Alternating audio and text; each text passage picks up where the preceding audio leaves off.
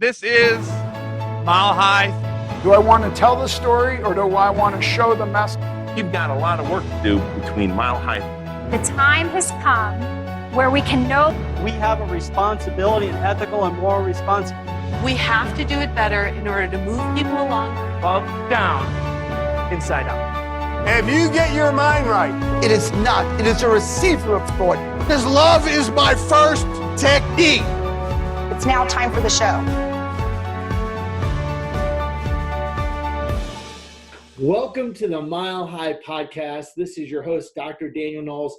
Thank you for joining us and tuning in and knowing that you never want to miss any Mile High tick, including Mile High in August 20th to 23rd, 2020. Make sure you're there. www.milehigh2020.com is where you can get the 411 on that.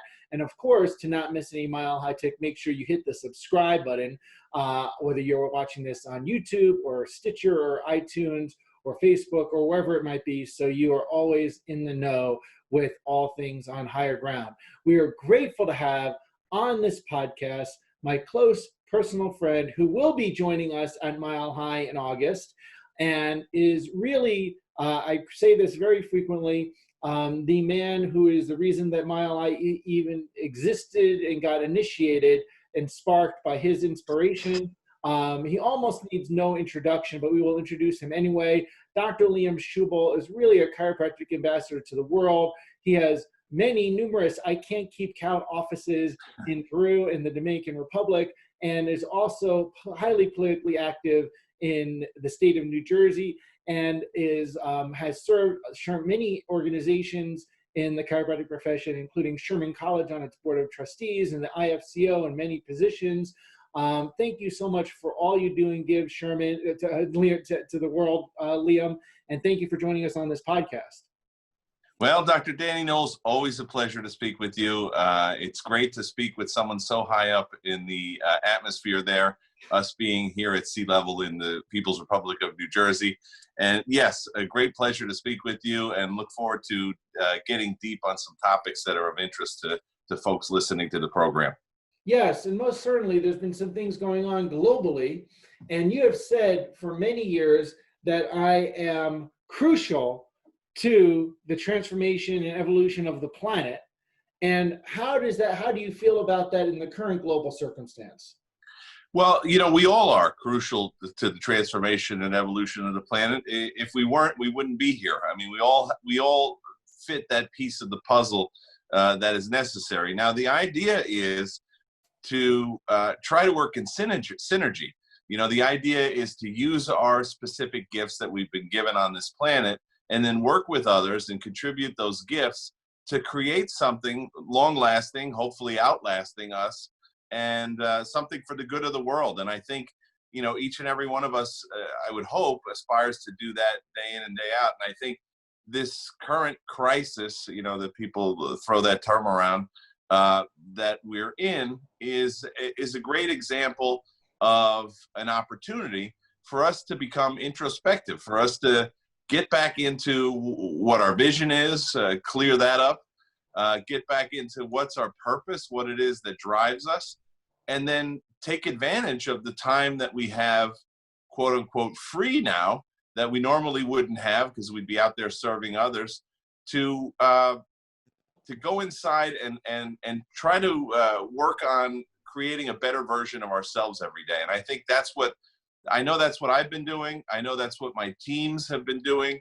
And that's really, I think, we should always be doing that. But I think now we really have, it's been put right in our face where we have no other option except to do that.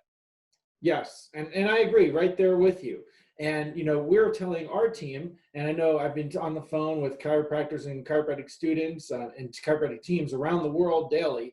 And everybody is then utilizing this. So how do we come back better and stronger, right? How do we go from the shock to, I've just got to survive, to how do I thrive through this, right? So when you're talking to your team and the people that you lead, what are your steps that you're telling them to so we can thrive? Yeah, great question, Danny. So I have a two-pronged approach I have multiple businesses, but let's just talk about the chiropractic business. So I have a two-pronged approach. One is we need to be working with our practice members.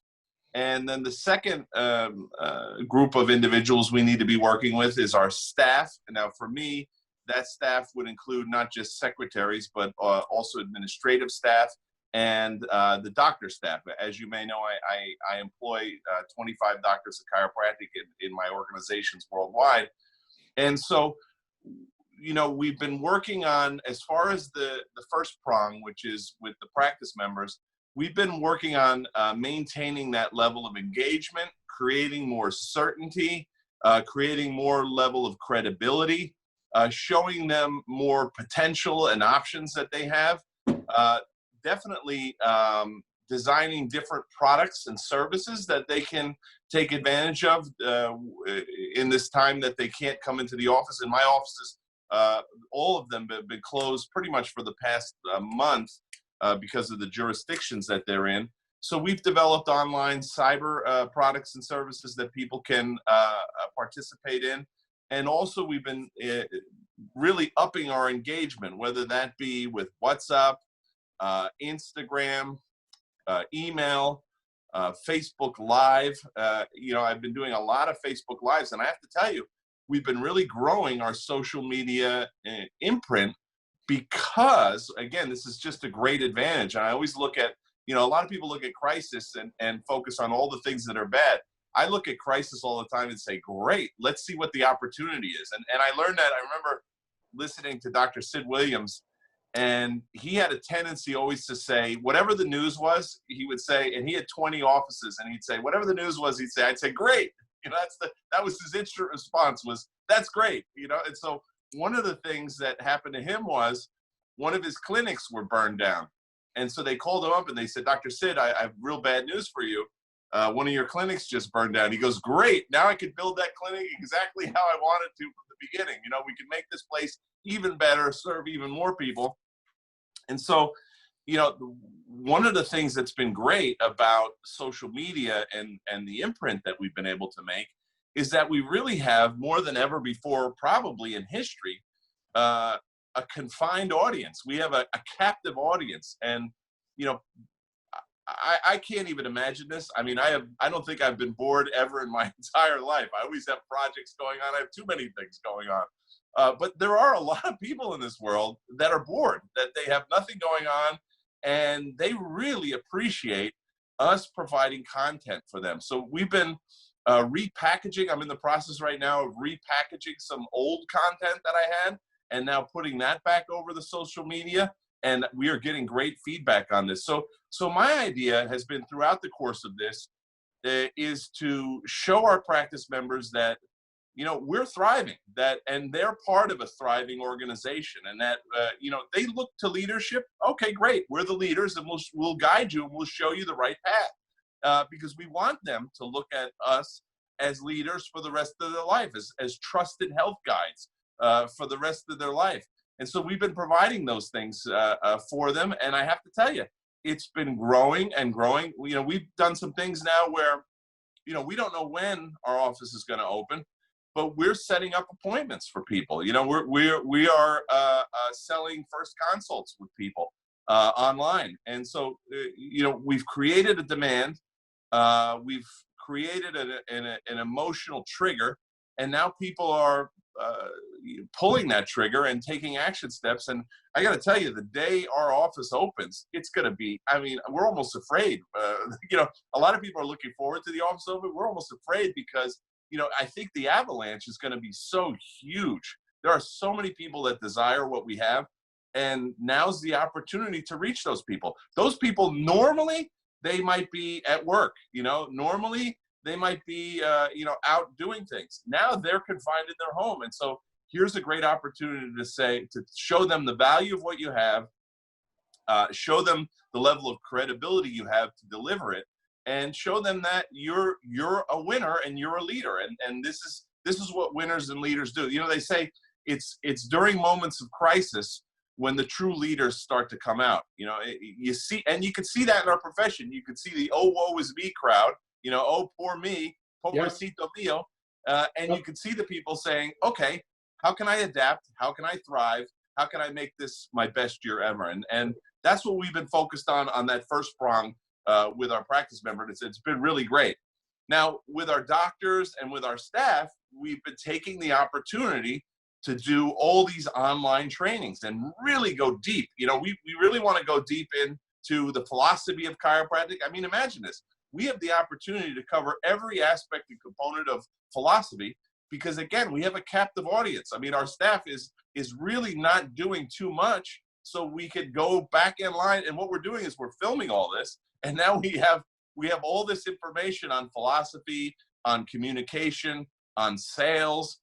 You know, I've been working with some of my marketing team and showing them different strategies to market and recording all this. So now we have a tremendous amount of content that we can use for training in the future. So you better believe that when this crisis lets up, you know, now I have a series of training videos that I can use for the rest of my life. I mean, it's the greatest thing. And I wouldn't have had the time, you know, to do this beforehand. So I've been busy for over a month. I mean, my wife says, gosh, you're working more now. You know, like, Schubel, you never work. You're working more now that this crisis is going on than you ever have, you know, when business is as usual. And I'm like, honey, because we have so much opportunity. This is, you know, hopefully not going to come along for another long period of time. So let's take full advantage of it.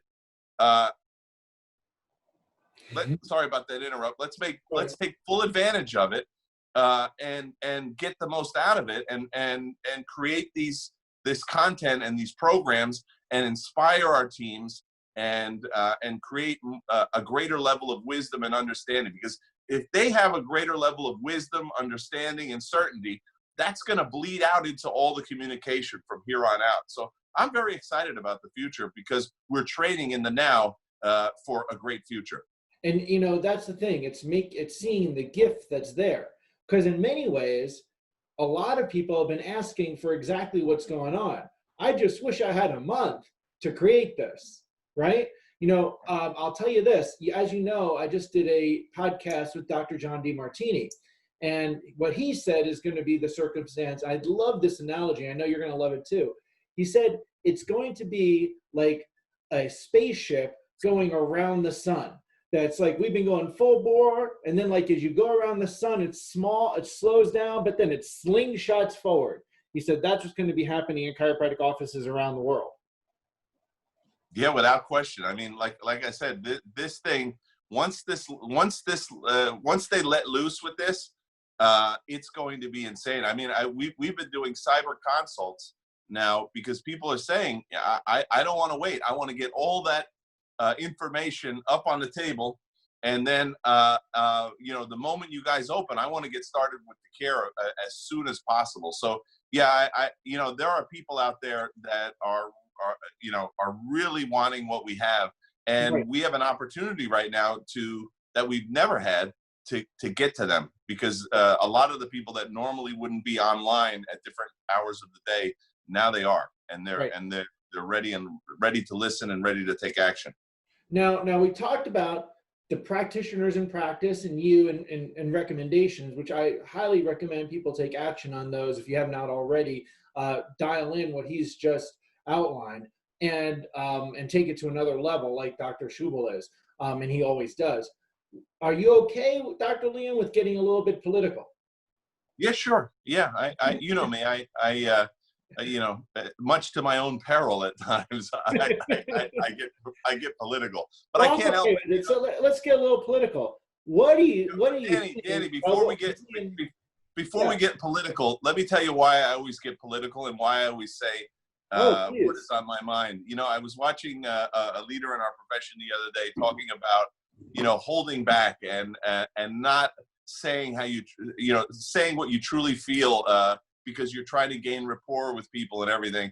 And I just have never been good at that. And thankfully, that strategy of not holding back what I feel, sometimes that's polarizing, but I have to tell you, it's created these tremendously loyal groups in business, in politics, in education, as well as in my personal and private life. So I can't imagine, you know, being a chiropractor, holding back. I mean, I think the whole idea about living life is expressing yourself optimally at all times. I just think there's something unhealthy about holding back. Go ahead, Dan. I think we call it authentic. Authentic. Thank you so much. Great. Yeah, great. And so with being authentic, politically, with the chiropractic profession, isn't it interesting what we've seen with the WFC? The WFC, absolutely. I mean, I got to tell you, they've been a laugh riot to me. I know a lot of people get upset.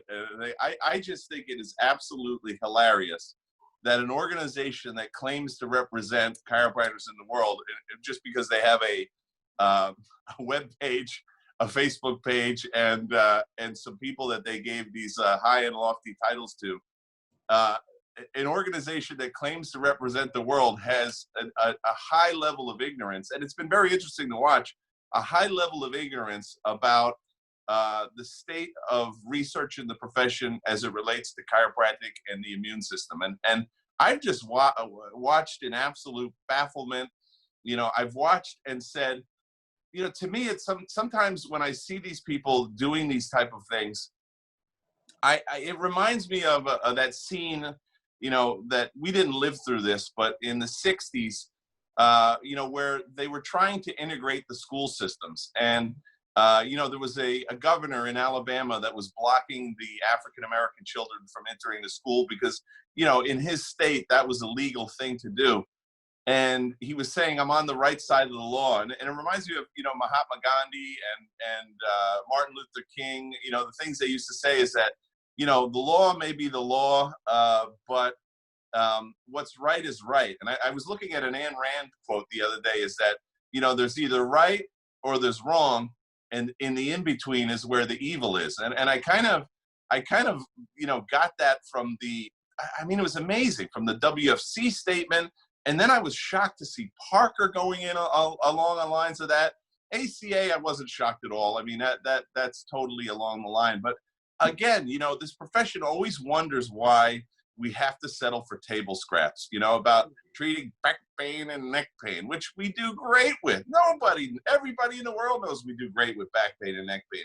But what a tremendous loss that people around the world are waiting for their children to show signs of back pain or neck pain when they could be having an optimized nerve system.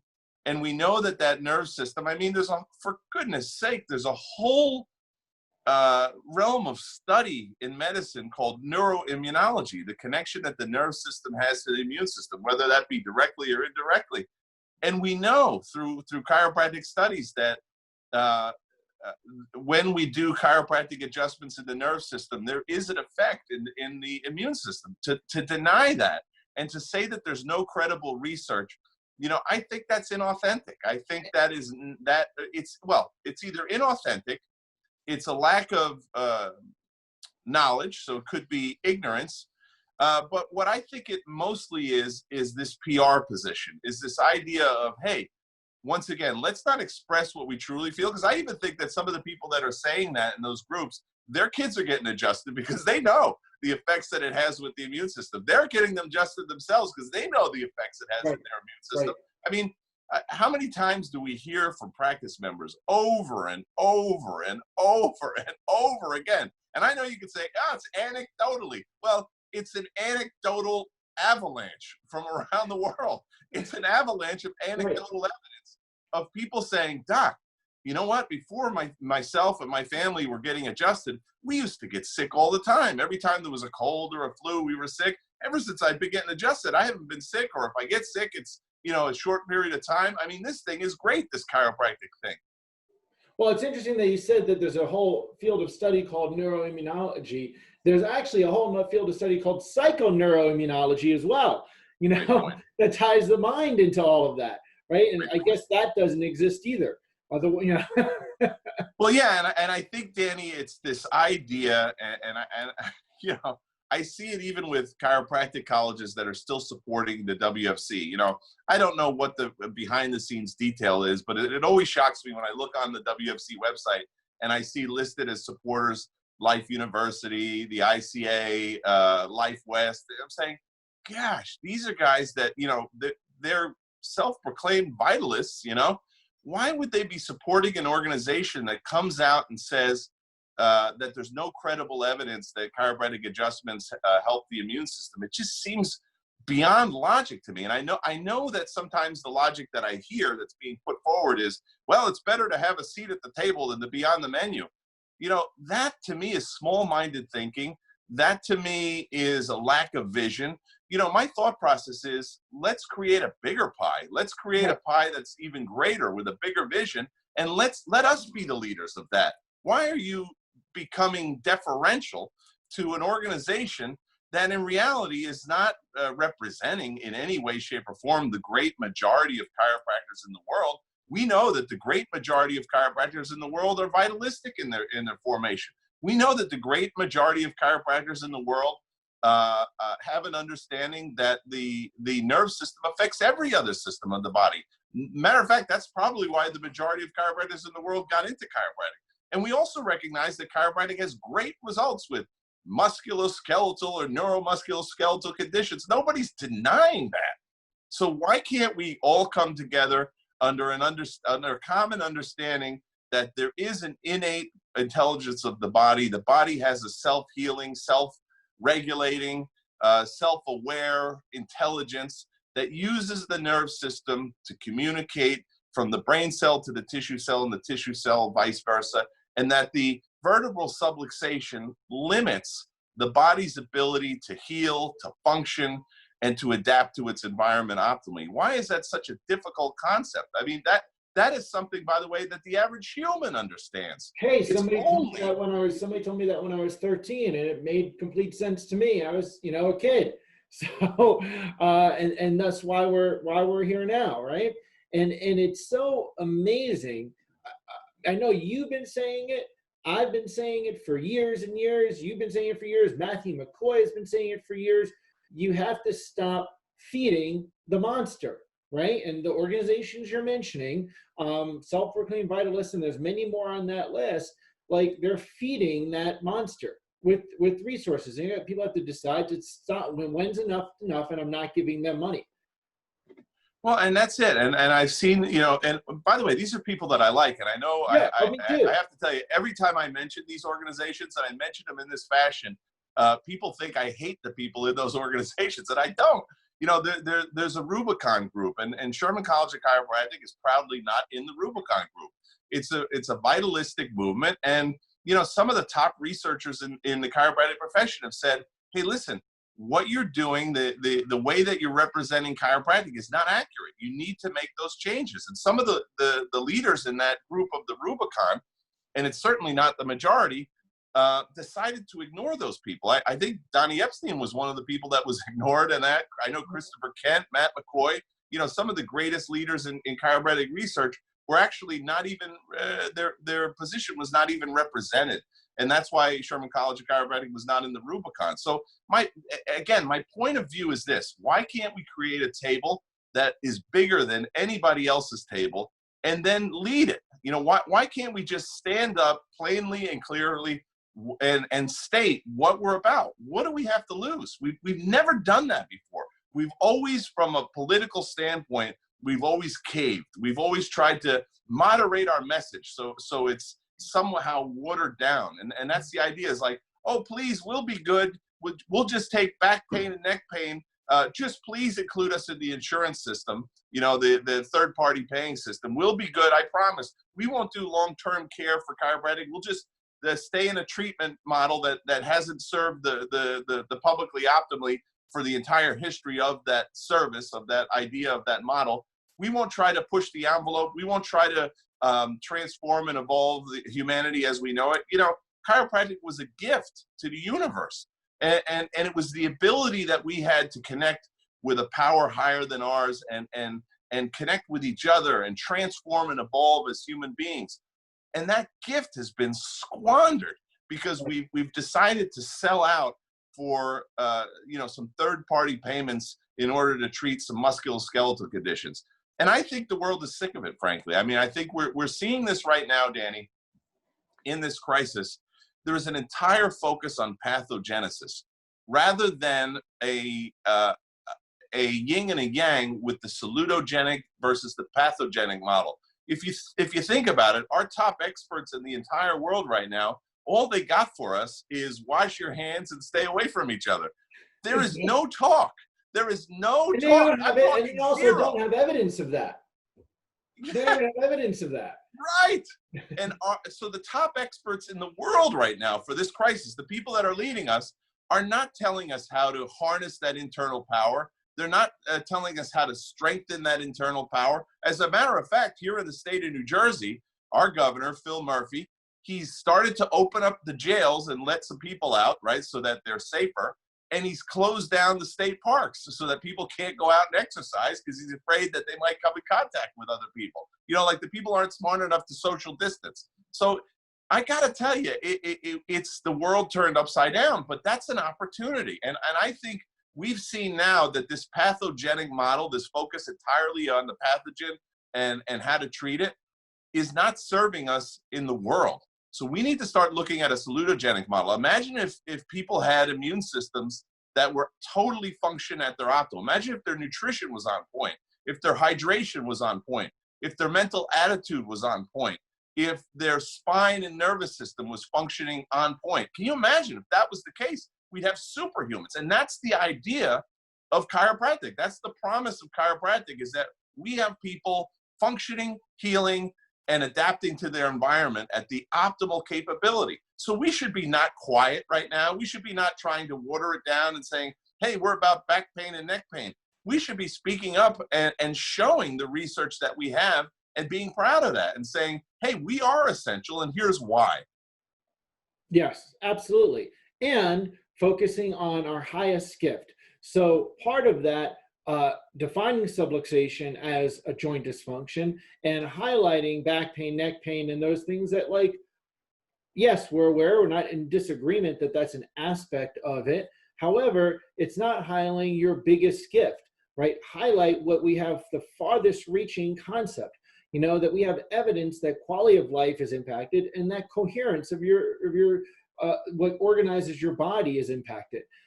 We should be highlighting the farthest reaching thing. Rather, you know, like there was a time where we said as a culture, hey, you know what, we're going to go for putting a man on the moon, right? And that was crazy talk, but we did it, right? So what the thing is, it's myopic chiropractic, right? It's having myopic vision. Well, and that's what, to me, what was so disappointing about the Rubicon. I was so excited about the Rubicon. I mean, if you think about it, you had Life University, Life West, you had New Zealand Chiropractic College, Barcelona Chiropractic College, you had some German schools in there, and they were all going to move around the vertebral subluxation and that limiting, the limiting function of the vertebral subluxation as it relates to the spine and nervous system. And what did they settle on? Stuck joint. Stuck joint. I mean, that's what we're all about. We're all about freeing up stuck joints. Come on. And you know, the idea of the Rubicon is we put our line in the sand and we're not going off this. And I'm like, great, that's a great thing. We should be doing that. Here's our chance to all get unified. You know, everyone loves unity. Let's unify around something that everybody can truly agree upon. And everybody in the vitalistic movement should be agreeing on the science and the research. And the research shows that the vertebral subluxation is so much more than just a stuck joint. That's absolute insanity. And so that's why Sherman College of Chiropractic pulled out of the Rubicon. And by the way, I'm not done with the Rubicon. If you know, maybe there's going to be a new leadership. I know this. I know that the old school in the Rubicon, that's kind of like the group that's holding this whole thing back. The younger people, you know, I've been in some of these meetings before, and it's hilarious. When the old school leaves the room, the young people talk and they say, what are we doing over here? You know, but they're all afraid because, you know, these are our elders. We need to respect them. And I say, you know what, I do respect them. But respectfully, I also have a moral obligation to the future of this planet. And so if we have this information, we need to get it out to the public. And we need to be, I hope to see the younger leadership in the Rubicon start to stand up. And I hope to see that older leadership start to, you know, let's congratulate them. You did a great job. You got this thing going. Now let's take it to its potential. Let's remove the vertebral subluxation in that group. And let's really take this thing to another level. Well, yes, and that's where chiropractic, if we want chiropractic to have a future, that's where it resides, for sure. And you know, Danny, that is punto com, as we say in Spanish. I mean, that is the end. What you just said there is the period at the end of the sentence. We really can have it all. And that's the whole thing, is that's what people don't realize. You know, in that book, Think and Grow Rich, the first thing Napoleon Hill says is the universe is abundant. You can have everything you want in this world, but you have to ask yourself two questions. Specifically, one, what is it that I want? And number two is, what am I willing to sacrifice to get what it is that I want? And I got to tell you, Danny, I know exactly what I want for this world. I want a world where every man, woman, and child on the planet has the ability to be checked for vertebral subluxation and adjusted when necessary from birth. And I know what I'm willing to sacrifice. I've been willing to sacrifice popularity. I've been willing to sacrifice people liking me. You know, I've been willing to sacrifice finances, time, energy, you know, time away from my family. I've sacrificed a lot to get to that level.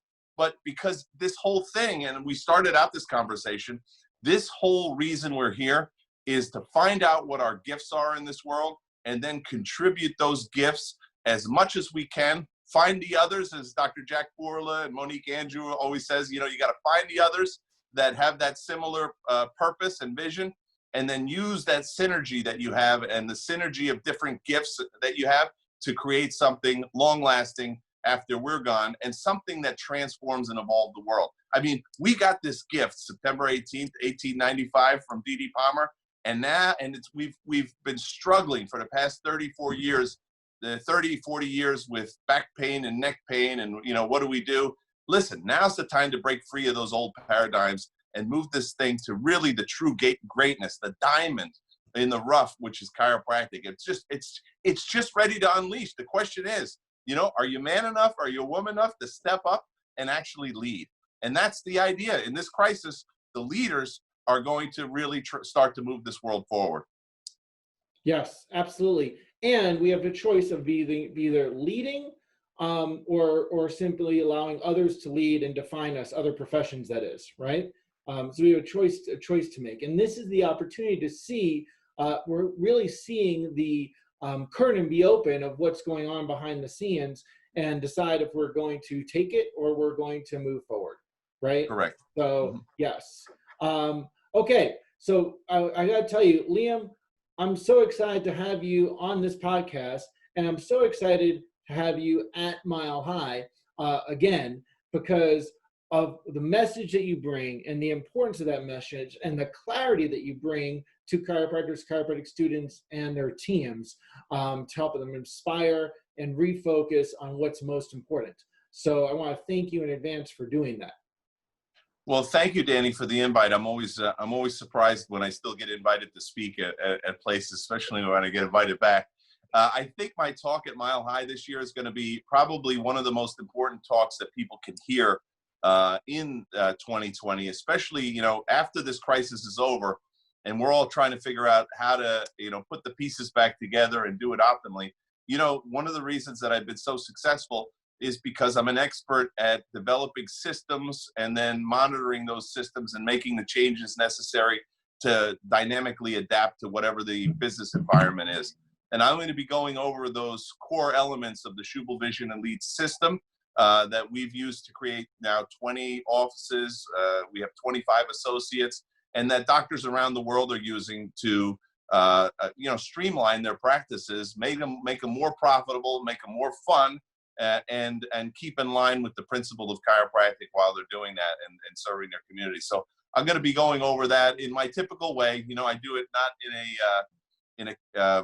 in like a college professor type way. No offense to college professors. I do it in a real world, practical, and I throw some humor in to keep people on their toes while I present. So I think this Mile High, and by the way, Danny, not only will I be looking forward to my talk, but I look forward to everybody else's talk. I look forward to sitting in the front row and taking notes, because every time I go to Mile High, I leave there with tips, tools, and strategies that I can adapt to my practice, because everybody that comes to this world, as we talked about at the onset of this program, comes with a gift. And I'm excited to listen to the gifts that everyone else has and see different perspectives that everyone else has, so that I can use those different perspectives to profit in my world. Yes, and I so appreciate you doing that through so many ways. So thank you so much for being on the podcast. Thank you for being at Mile High, August 20th to 23rd, 2020. It's on, and you can find out all the details at milehigh2020.com. And it will be over the top. And I think we're all going to be at a time in the global picture that we are going to be so eager to be around people at that point, you know. So I know the energy is going to be at an all-time high. So we look forward to seeing you there, Dr. Liam, and I thank you again for all that you're doing through all of this, for humanity. Okay, so thank you so much, and remember, everybody, never miss any Mile High tick, and keep changing spines, lives, and minds with chiropractic.